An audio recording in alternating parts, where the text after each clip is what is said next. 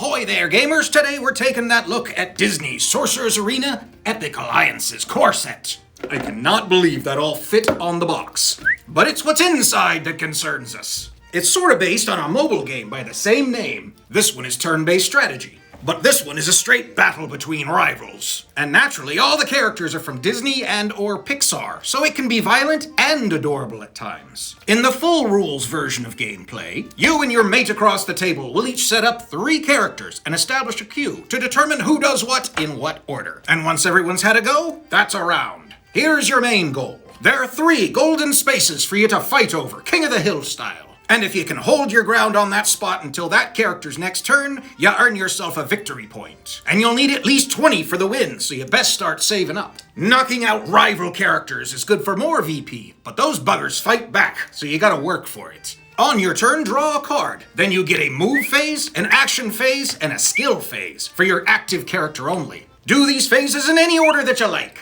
In the move phase, you can use your standard move value and even discard any move card to give it a +1. It doesn't even have to match the active character. Or you could play one of those cards instead to get special move effects. Resolve and discard, naturally.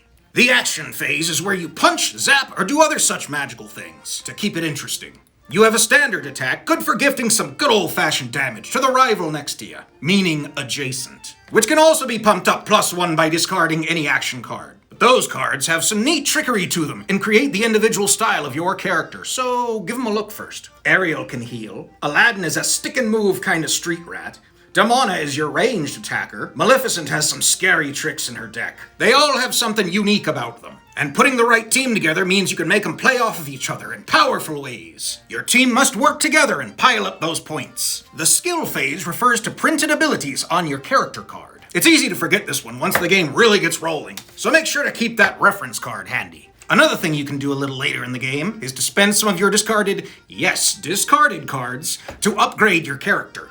Cool, huh? Once a card hits the discard pile, it becomes gear. Check the icon to see what type, and the character card to see how much you need. Spend the gear by banishing it back to the box. And flip to see which new abilities have been unlocked. It's also recommended that you sort your discards by type for quicker reference, but that's all you. Before your turn gets rolling, check for these 3 things. Is that character knocked out? Or standing on a gold space? Or does it have a status effect? These are neat. Throughout the game, you may have these attached to your characters in various ways. Some help you, some hurt you, but they're usually temporary. If you get one, place or stack the tile and then, according to the number shown, add some countdown tokens to represent how long that effect is likely to last. Unless removed or recharged, of course.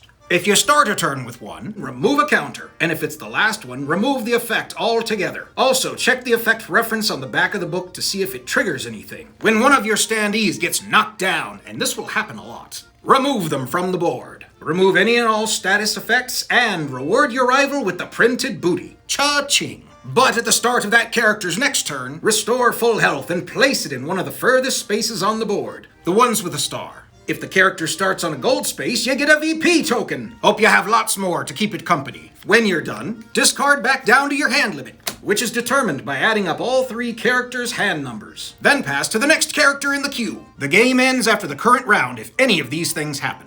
Someone can't draw a card who needs to because they've run out of cards, or one of you hits 20 VP. Then finish up and count them out. The highest amount of gold wins. Like with pirates. My reaction to playing this game was one of pleasant surprise. I did not expect how easy it was going to be to learn, or how much complexity they worked into such a simple experience, and well, it's just fun. I'd throw this one on the table for kids or visitors who don't have much interest in learning a lot of rules, but just want to have a good time. And it plays pretty quickly. That's a bonus for those of us with short attention spans. Squirrel! It uses a lot of art from the mobile game, so it looks great. Oh, and that game has lots of characters, so here's hoping the Up has many more expansions in mind. It's already got a Davy Jones and coming soon a Jack Skellington. These are my kind of people. The standees are kind of like if Shrinky Dinks made a HeroClix set. And the colored rings are sometimes a bit fumbly, but no real problems. They show you how much health you got, and they mark your teams. Most of them fit right over the top, so you can keep your figures assembled. All except Sully. He's a biggin'. You shuffle all 3 of your characters' decks together to create your deck at the beginning of the game. So at the end, taking them apart can be a bit of a bother. But each character only has 10 cards, so it's over quick. All in all, it's a clever game of small skirmishes with no complicated objectives. And that's my brief overview. Thanks for watching. Yeah.